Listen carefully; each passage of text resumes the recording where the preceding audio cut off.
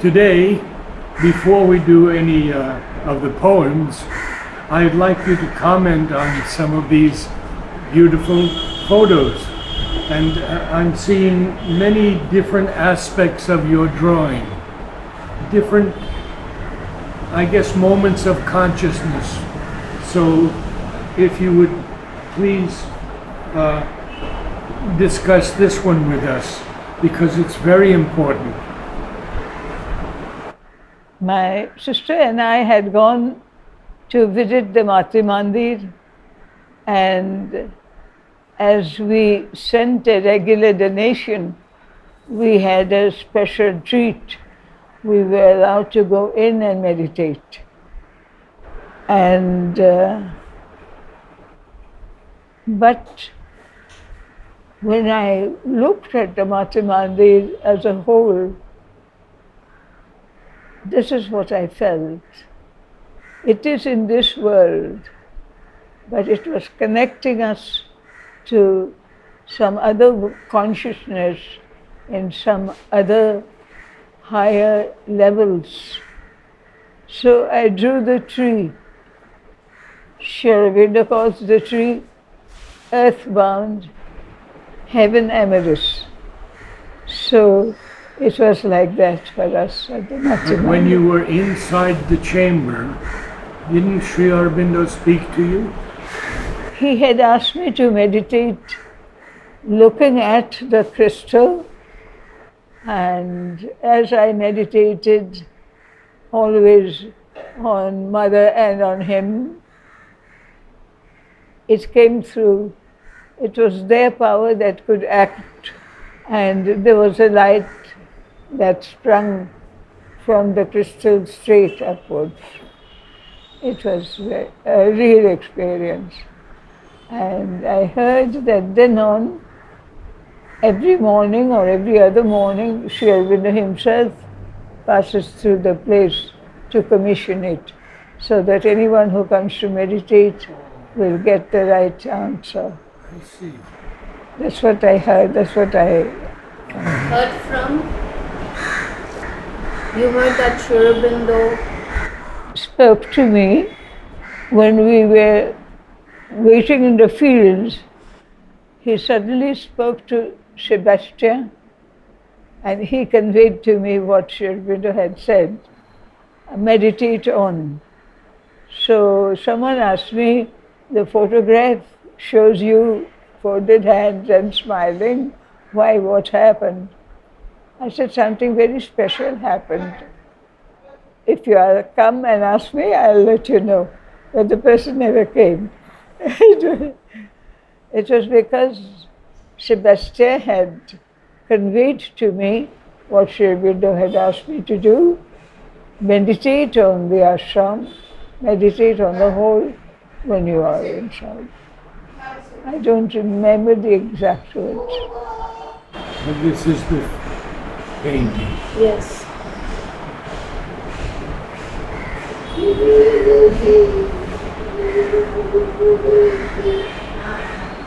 Now, this is the next one that you commented on.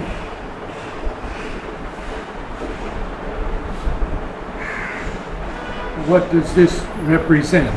It is in Lake Mainland, Lake Usteri. Mother had been there. Mother had been to Lake Estate. Yes. And she had bought, so to say. Subrata Gable was the librarian of the public library here, a French lady. She had that whole mainland. It was her property. And she offered that to Mother. So Mother, when she had been there, it so happened it was the 1st of May. And Mother signed the deed in Lake Usteri. That was her property. And that is why for the past 8 or 10 years, we always do a program on the 1st of May. And I told everyone, it is not the 1st of May that we get in a general way for the Russian or other attitudes, but for the worker and all that. But because Mother had signed the lake deed on the 1st of May, I think it was 1966, I'm not very sure. Maybe earlier. And we had gone on a visit to lake, and I had taken my drawing book, and I wanted to do some painting. So I sat there and did, and what struck me I have done here. The tree growing from the base line and layers of land Earth. that go up. I see. And this is the way I presented it.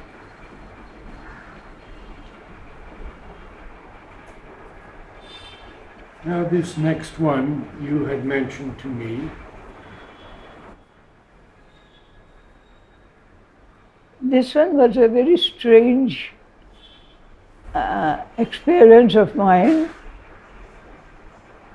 I was looking at the ashram as a whole, and from here or that room, I can't remember, I saw the whole in that direction, just like this, as if different groups of people aspiring for perfection came through here.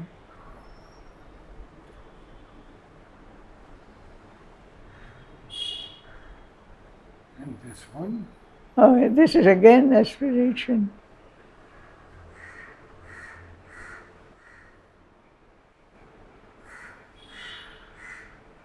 It is difficult for us to understand what Mother has told us in her conversations. Look at the plants, look at the trees in the evening, and the sunlight that has faded away, they are yearning to get it back. And that she called the plant life in the world, calls down the light of the sun and yearns to get it. So she said, that is the best form of love, the yearning for the light that the plant has. I was looking at the plants in our garden,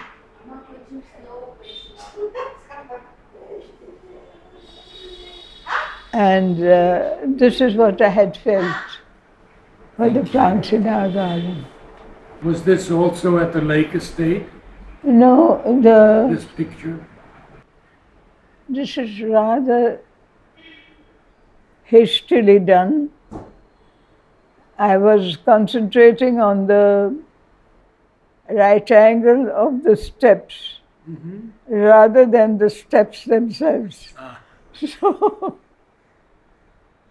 So it has come about a little haphazardly, and I think this place should have been colored a little more in deeper shade. Then this also shows different areas which are at different levels. This is like a step, but it is not a step, it is like a platform of the same earth. And here it is the final level on which the tree stands.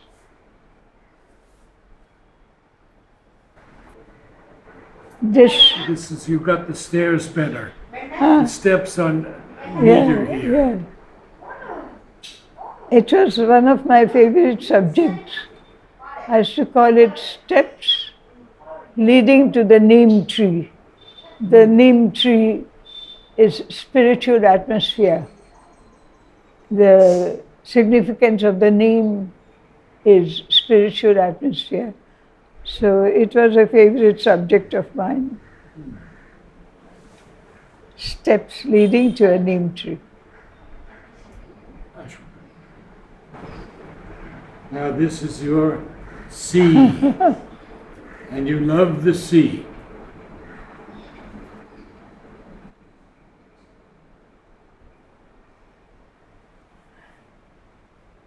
As my painting, I would think that the horizon should be a little more deep in color and extend a little more, about 2 or 3 millimeters. Then the picture would give the effect of perspective behind and front. That has got a little stuck here. And this. Oh, and this? Ah, yes.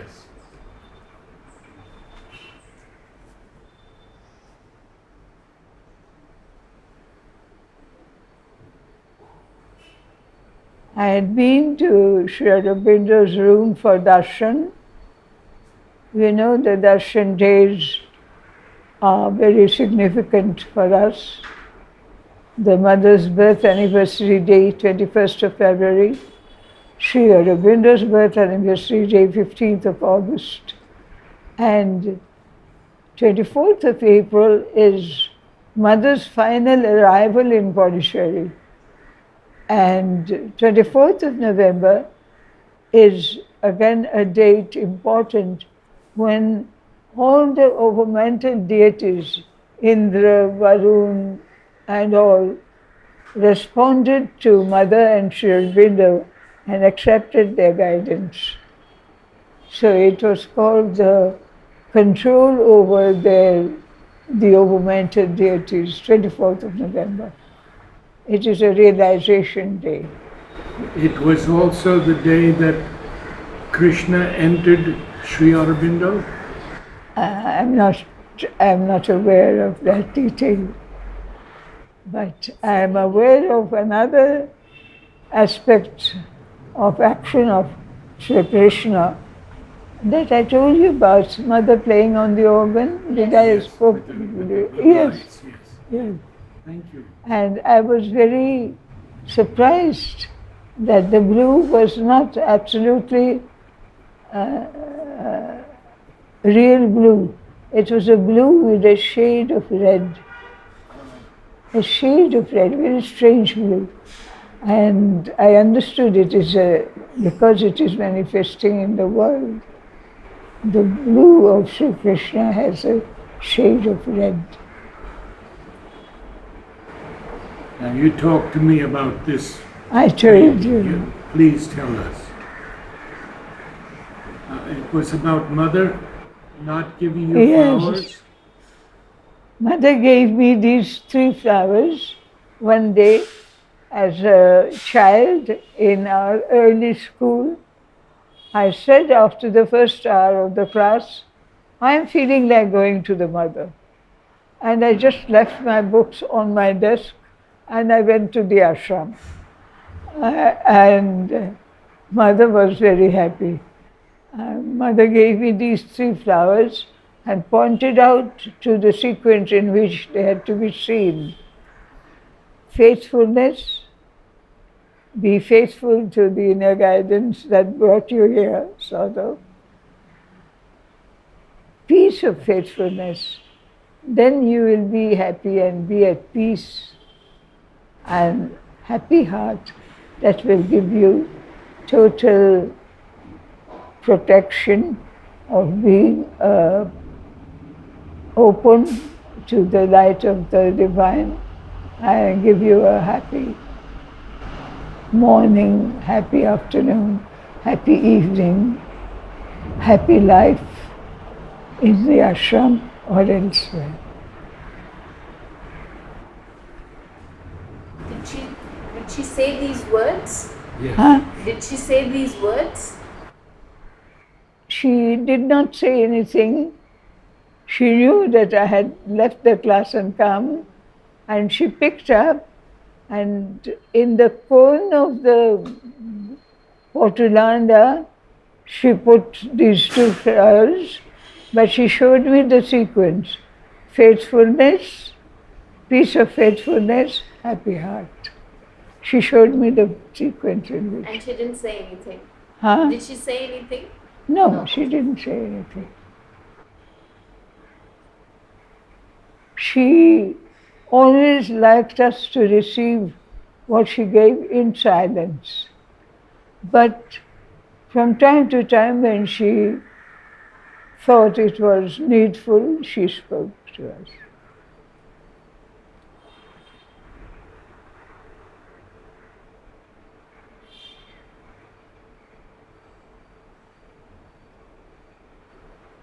Sunflowers are consciousness turned to the light. And I received these regularly, and I liked to see them in our garden, but I didn't know why Mother used to strike it like that, put something in her mouth and give me. The seeds had digestion. So Mother did like that with the flower on her left hand, put them in her mouth and came. We have only two more. Oh, where's this one?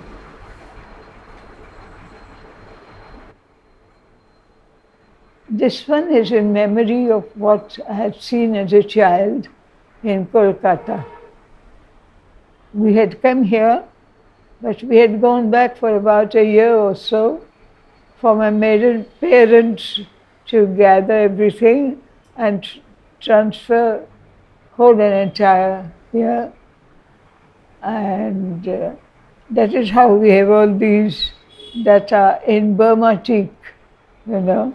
We were in Rangoon, and my parents had designed some of these things, and the mother said to my parents, I have bought the house, but you have to furnish it. That is why all our furniture, which was supposed to go away to Delhi, our grandfather's house, came here, and they were offered to the mother. So all of them are marked as Mother's furniture, part of Mother's furniture service. And she kept the dressing table and I think one more furniture piece. All the rest she sent here. Is this chair one of them?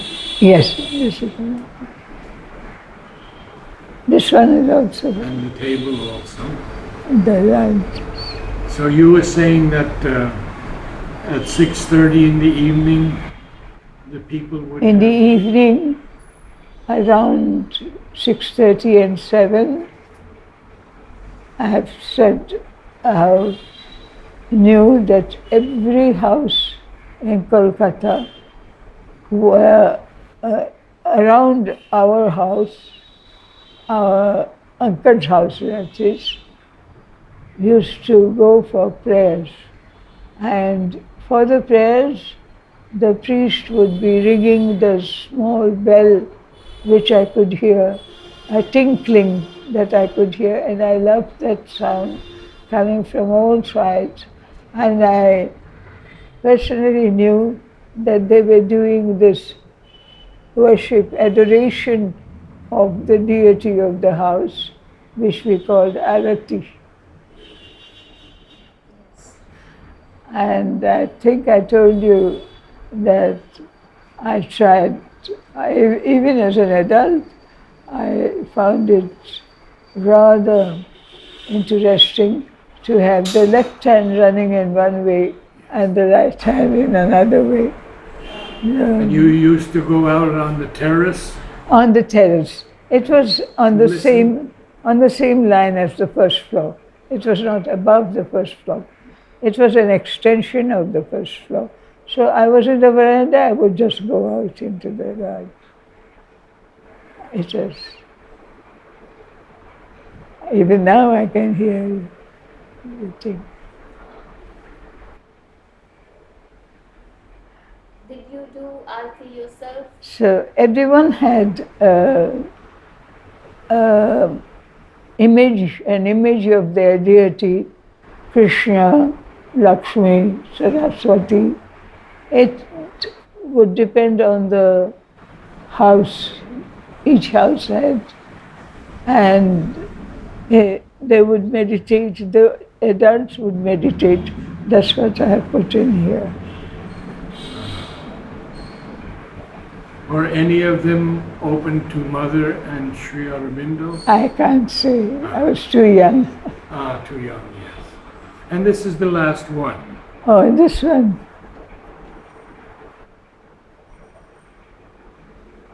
It was just a fanciful imagination of mine. Not quite imagination, but a going back to my childhood when the flowers of the copper pot had to be counted and given to the mother in any container with a note saying how many flowers are there. These flowers, including the 4 o'clock flower, transformation, and the service, transformation, wisdom, these were flowers which we had to count and give to the mother. And much later, when mother said, yes, it's not necessary, mother was asked, why did you ask for them to be counted and given? She said that she had a pact with nature, that many people would receive her power for their own transformation. That's why the transformation flowers and the service flowers. Why did it become eventually not necessary? Huh? Why was it not necessary later onwards to count? Why was it? Later onwards, not necessary. Like you said, later. Because Work is the done. number she wanted was done, Okay. was completed. I think it Was was during the war, wasn't it? During World War II? Yes, during World War II it continued. I think it stopped after 1947 Independence Day. I don't remember. So it was World War I. I don't remember. I had heard, but only hearsay, that mother was, that each flower represented a person she would save from the war. But I don't know about if it's true. It is possible because she knew so many people in Paris and England, and those who she knew would contact her and pray for guidance and pray for help. And even after World War II, mother used to come to the terrace on the ashram for a walk, and sometimes she would stop and she was asked, how do you know that someone has prayed to you for help? She said that she feels like a small pinch on her body, and she knows somebody is asking for help, and she concentrates and sends. Oh, yeah. That's extraordinary. Thank you. These are service flowers. I was fascinated by the beautiful fragrance of the flowers, when the flowers were in bloom. Our park here Streets is fragrant. between dining room and that little dome used to have only service flowers. So there was nothing, it was all dry. There was no garden at that time. Under the French, it was just left like that. And there would be dry leaves, dry branches, twigs, all over the place. But when the flowers would be in bloom, the whole place would be filled with a beautiful, beautiful, a most extraordinary fragrance. And as a child, I loved it. I used to go out on my own like that, about 12 years old. I'd go out on my own for a walk, simply to see the flowers in bloom and feel this fragrance. So I was fascinated by these flowers. Mother calls them service. And in the ashram main building, the whole big tree was there. And when on the 9th of December 1950, the tomb was made, I was sitting there rather unhappy. I said, what will happen when the years go by and the service tree grows? Sri Aurobindo said from his coffin, the service tree will know. And I was just fascinated. The service tree will know. And so I used to see these flowers falling, and I used to look at it as a rain of God's grace on us in answer to our service to Him. Did Mother ever give you service flowers? Would she give service flowers to one's? Not usually, but when there were many, I think she also gave service flowers. They used to be in a tray, and these loose flowers she would just pick up like that and give, like the Albora tristis, aspiration flowers, or the jasmine flowers, purity. She would pick up like that and give. And in the evenings also, and we had the habit of praying, and I had asked, I think I've spoken about it, I had asked Nolininda, Nolini Gupta, how to concentrate. Is there any special meaning in? He said, no, you concentrate on the nerve centers, on the nexus, as you like. So I used to always do from ankle to knee to nexus, all the, and go till the throat center and the forehead chakra, chakra we call it. And I used to say, it is for you, Mother, the Divine.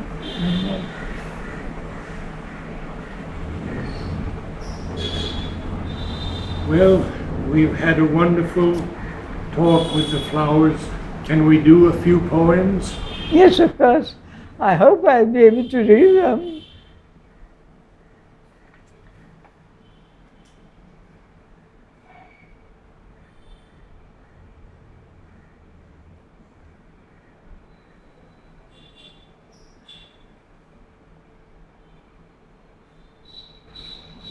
Symbol moon.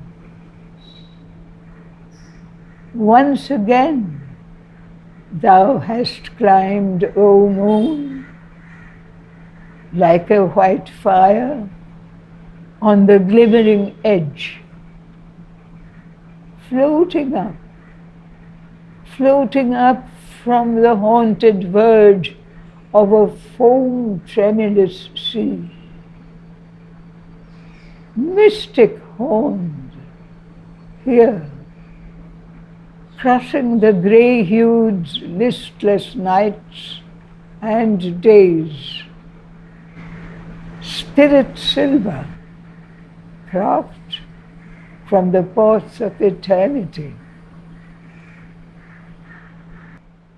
Overhead, with thy plunging and swaying prow, thou fleetest, O ship of the gods, glorifying the clouds with thy halo, but our hearts with a rose-red rapture shed from the secret breasts of love. Almost thou seemest the very bliss that floats in opaline air over heaven's golden roads, embodied here to capture our human lives like the nectar face of light in the doubtful blue above. Dumbly bright, shuddering, the air is filled from thy cup of pale, mysterious wine. Green quivers to longing green, and the fairy torches lit for night's mysteries are set in her niches, stark and deep. The inconscient gulfs stir and are vaguely thrilled, while their unheard voices cry to the wonder light, new seen, till descending, its rays shall unlock with a wizard rod of fire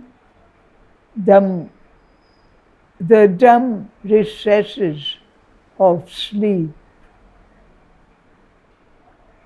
Bright and alone, in a white, foam-glinted, delicate, dim blue ocean of the sky, ever thou runst, and thou floatest as a magic drifting bowl, flung by the hand of a drunken god in the river of time, goes tossing by.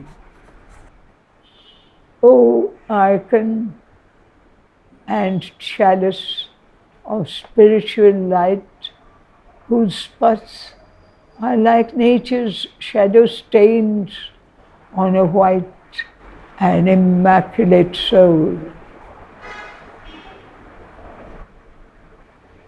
How, like one frail and haunted, thou comest, O white moon, as my lonely call from thy deep sky-covered heights, a voyager carrying through the myriad island archipelago of the spear-pointed questioning stars, the circle of the occult ardent yes, of the invisible, to the dim query of the yearning witness lights that burn in the dense vault of matter's waking mind, innumerable, solitary, and sparse. A disk of a greater raid that shall come, a white fire rapture and girdling rose of love, timelessly thou driftest, O soundless silver boat, that set out from the far unknown, moon crystal of silver or gold, of some spirit's joy spun by time in his dense aeonic grove. A messenger and bearer of an unembodied beauty and unceased bliss, advancing over our life's worn seas, significant, bright, and alone. I do have a question, and that is, Sri Aurobindo speaks of the ship of the gods. Is it the moon as the ship of the gods? Could you explain a little about that? I dare not try. I see. I just believe in the gods and in Sri Aurobindo and Mother's approach. But I don't really know them, except for their grace which comes to me from time to time in a very strange way. Sometimes when I'm painting, at times when I'm looking at the garden, suddenly there is a connection. And I treasure it. That's all I can say. But Sri Aurobindo loved the moon, as many poets love the moon. He is often called the silver rays of the moon and the golden rays of the sun. The silver rays of the moon represent the spiritual yearning and spiritual experience of those in the world. And the golden light of the sun is that which pours down from above onto us. A sonnet entitled The Bliss of Brahman. I am swallowed in a foam white sea of bliss.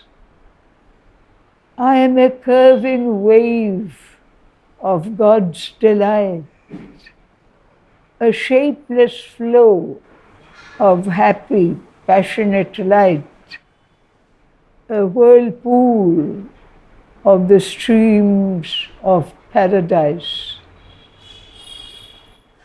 I am a cup of his felicities, a thunder blast of his golden ecstasy's might, a fire of joy upon creation's height. I am his rapture's wonderful abyss. I am drunken with the glory of the Lord. I am vanquished by the beauty of the unborn. I have looked alive on the Eternal's face. My mind is cloven by his radiant sword. My heart, by his beatific touch, is torn. My life is a meteor dust of his flaming grace.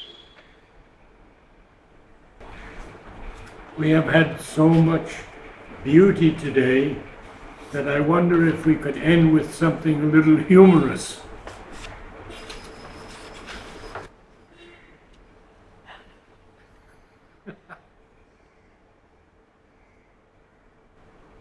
This sonnet describes playfully the normal human attitude. It is called the self.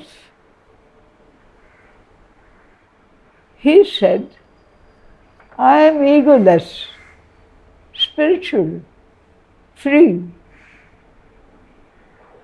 Then swore because his dinner was not ready. I asked him why. He said, it is not me, but the belly's hungry God who gets unsteady. I asked him why. He said, it is his play. I am unmoved within, desireless, pure. I care not what may happen day by day. I questioned him. Are you so very sure? He answered, I can understand your doubt, but to be free is all. It does not matter how you may kick and howl and rage and shout, making a row over your daily platter. To be aware of self is liberty. Self I have got, and having self, I am free. Ah, wonderful.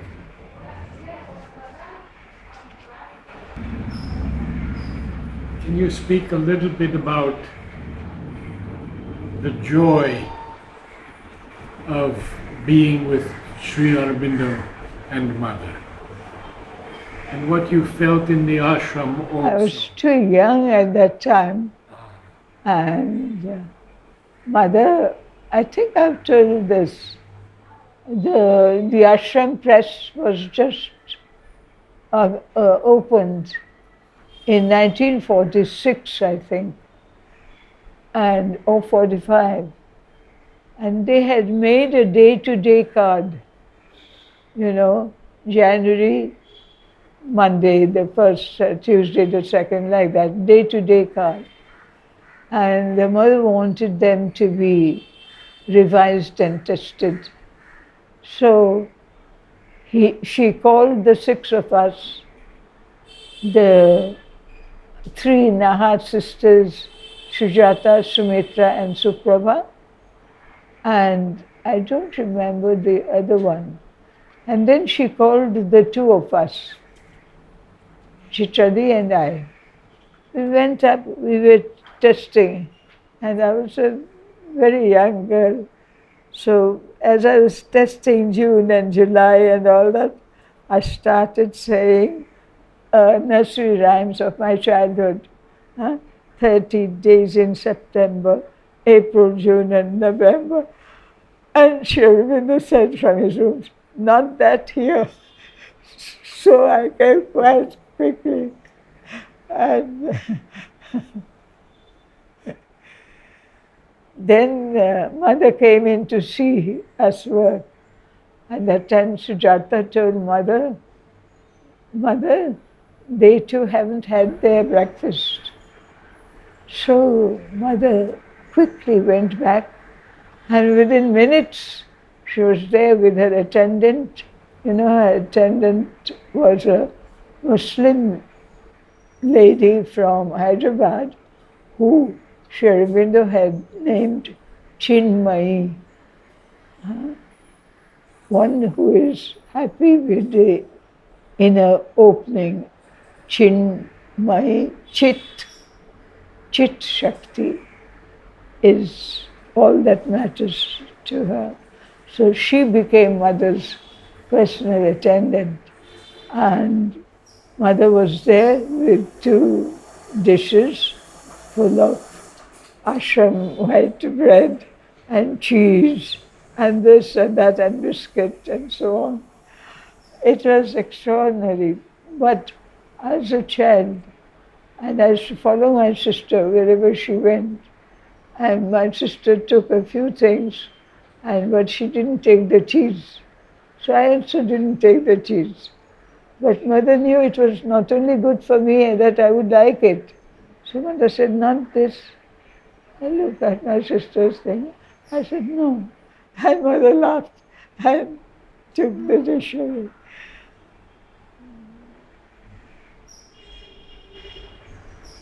Afterwards, long Many years after that, I'd forgotten all these incidents.